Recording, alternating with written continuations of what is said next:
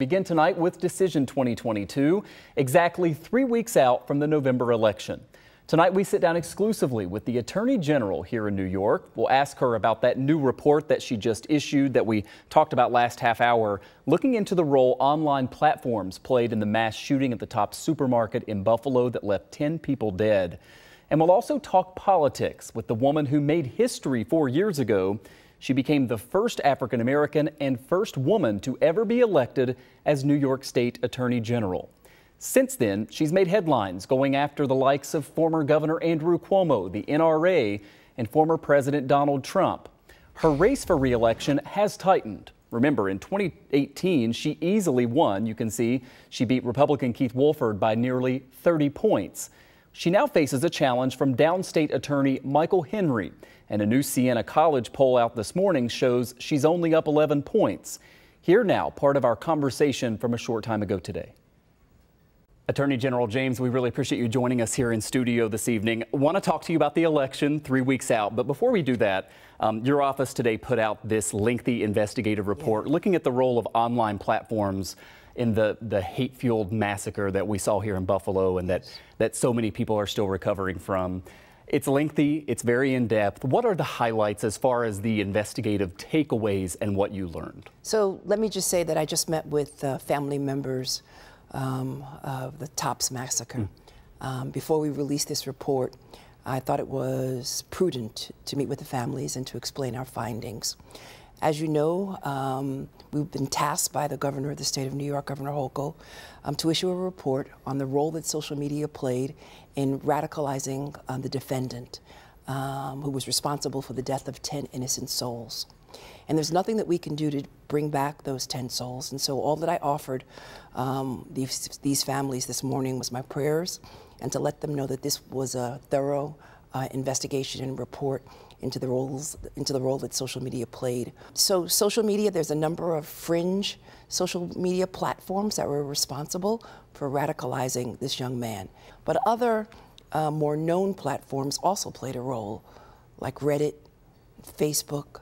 So our report reaches some findings, and it also includes some recommendations going forward. And our first recommendation has to do with Section 230 of the Federal Communications Act. And Section 230 basically immunizes, holds them harmless, these social media platforms. They hold themselves out as a library. And basically individuals can deposit, if you will, videos and comments on these platforms.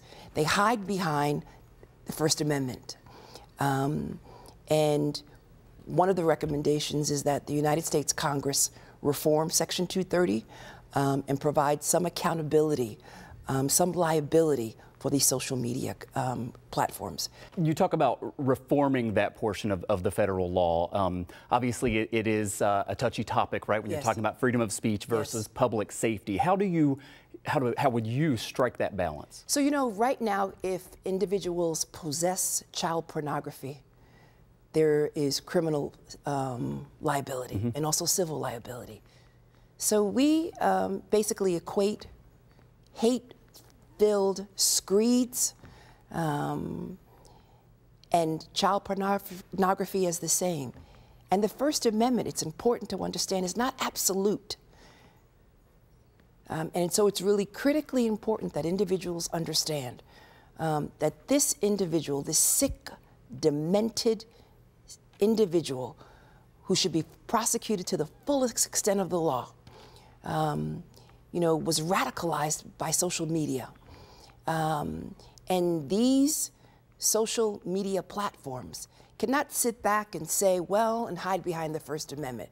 There must be some accountability.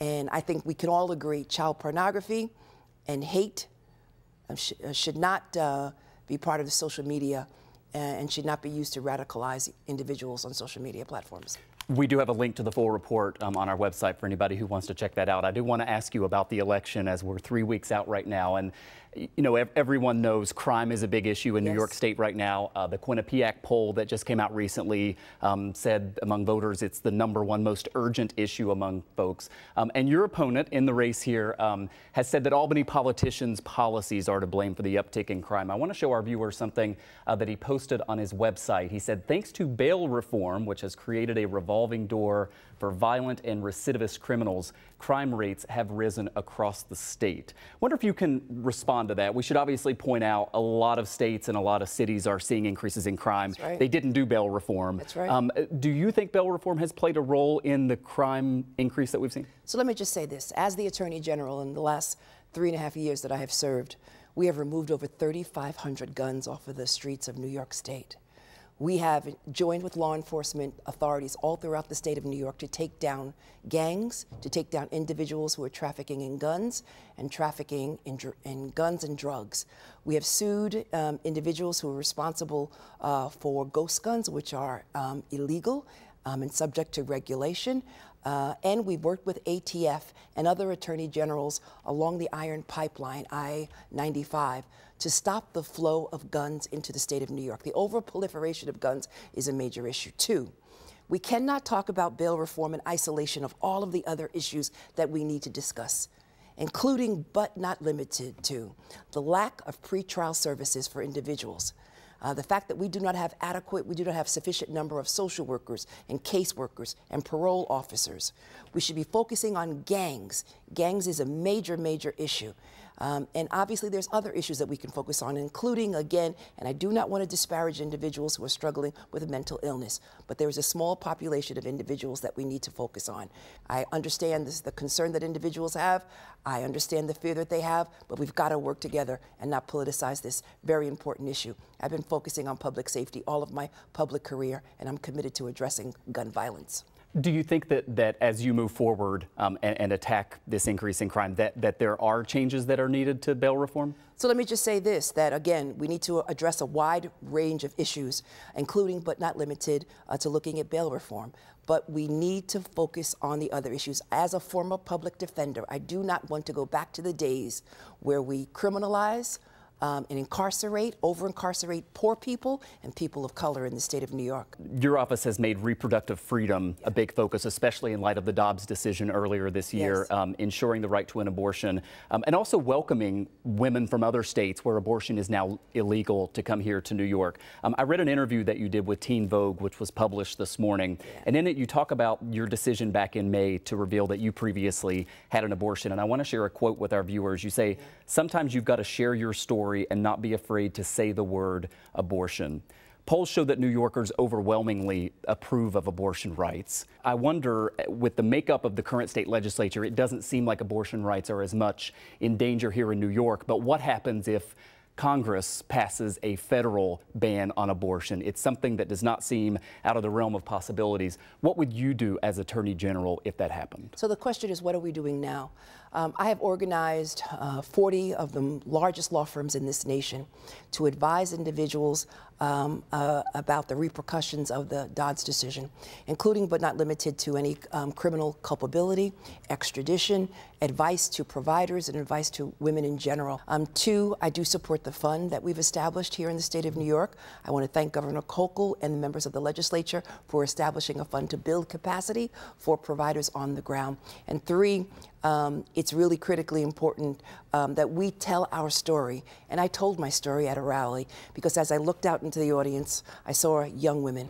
And I can recall as a city council member who represented a part of Brooklyn, downtown Brooklyn, young girls would come to my office. Young girls, some of them who came from perfect families and others who did not.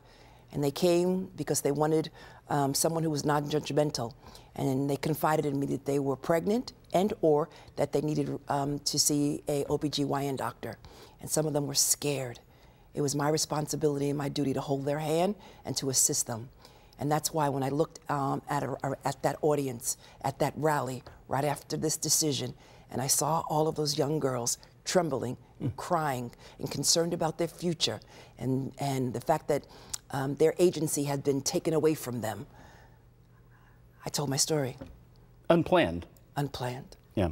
Letitia James is the 67th Attorney General of the state of New York. She will face off against Republican Michael Henry in 3 weeks on November 8th. By the way, we invited your opponent on our show. He was supposed to be on this past Friday, was scheduled to be here, but 10 minutes before canceled. So we do appreciate you coming on and taking the time. Thank you. Thank you.